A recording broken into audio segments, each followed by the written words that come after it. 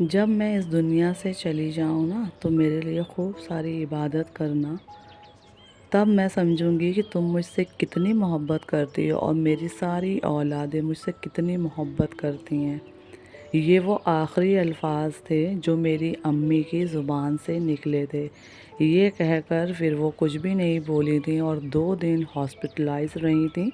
उसके बाद 27 सितंबर सन 2016 में उनका इंतकाल हो गया था। और ये अल्फाज ना आज तक मेरे कानों में गूंजते हैं।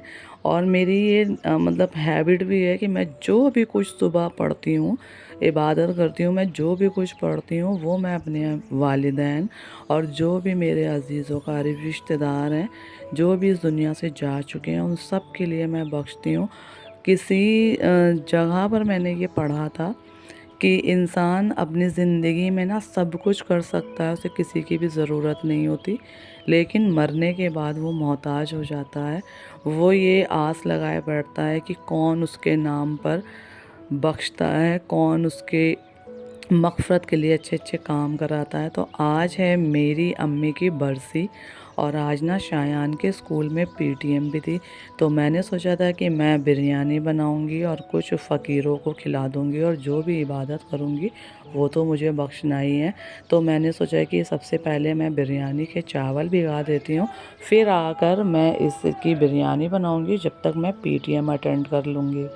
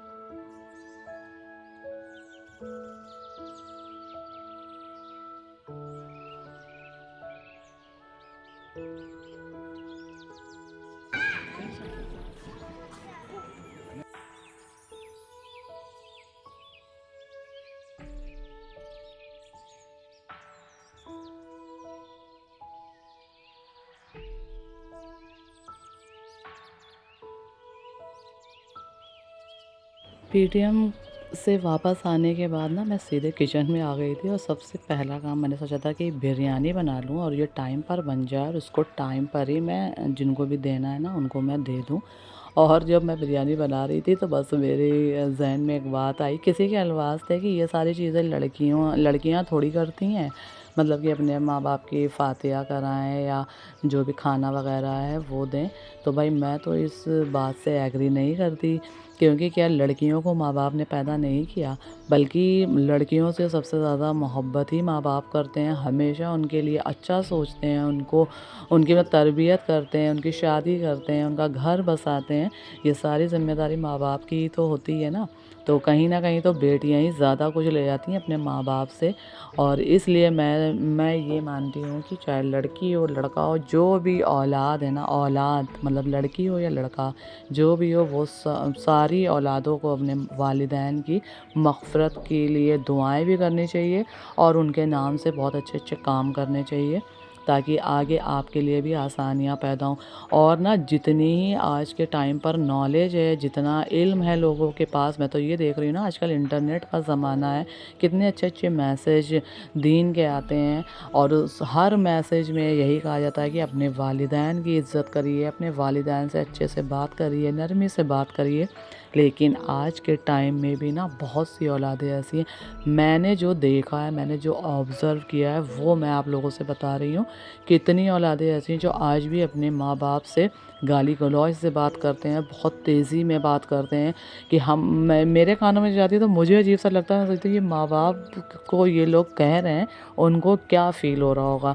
तो मेरी तो भाई अल्लाह ताला से दुआ है कि ऐसी औलादों को तो हिदायत दे और ऐसी औलादें ना ही दे तो ज़्यादा बेहतर है। अल्लाह ताला सबको नेक औलाद नसीब करे, आमीन। तो मेरी तो ये दुआ है। और इसीलिए मैं सोचती हूँ ना अपने बेटे की परवरिश में मैं अपनी तरफ से कोई कमी नहीं करना चाहती। उसे दीन और दुनिया दोनों की तालीम देना चाहती हूँ। दीन से उसे जुड़ा रखना चाहती हूँ ताकि उसकी ज़िंदगी में अमल भी आए, और कोशिश ये रहेगी कि अमल भी वो करे। अभी तो वो छोटा है, मैं उससे करवाऊँ। अभी से मैं करवाऊँगी तो शायद आगे उसकी हैबिट बन जाएगी।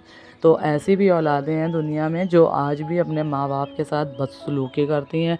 लेकिन हाँ, मेरे माँ बाप वाक़ई में मतलब कि उनके नेक अमल ही थे, और हम लोगों ने जब से आँख खोली थी यही देखा था कि मेरे अम्मी अब्बू दूसरों के लिए दिल खोल कर करते थे, खड़े रहते थे, उनके सुख दुख में साथ रहते थे।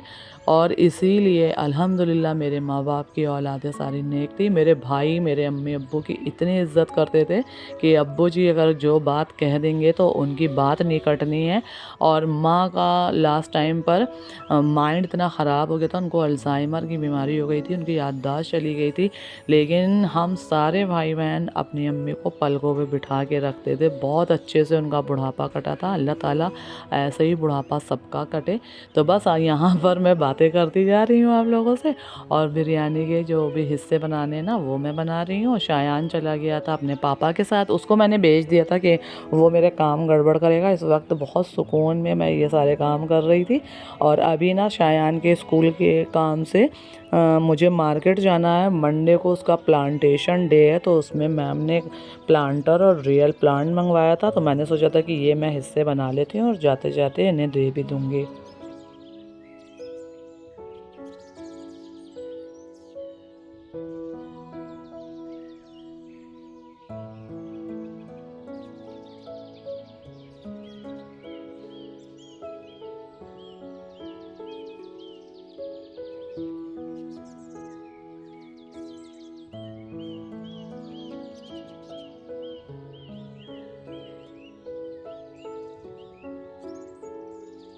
तो ये हो गए हैं मेरे बिरयानी के सारे पैकेट रेडी। अब इसे मैं एक झोले में रख रही हूँ और निकल रही हूँ। मैं भी रेडी हो चुकी हूँ, और देखती हूँ किसके नसीब में ये बिरयानी है आज के खाना।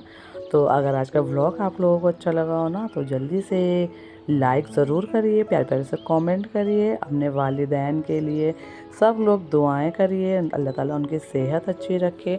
अब इंशाअल्लाह मैं फिर मिलूँगी, और अगर व्लॉग अच्छा लगा हो तो ज़रूर लाइक करिएगा, चैनल को सब्सक्राइब भी करिएगा। बाय, टेक केयर, अल्लाह हाफिज़, अपना ख्याल रखें।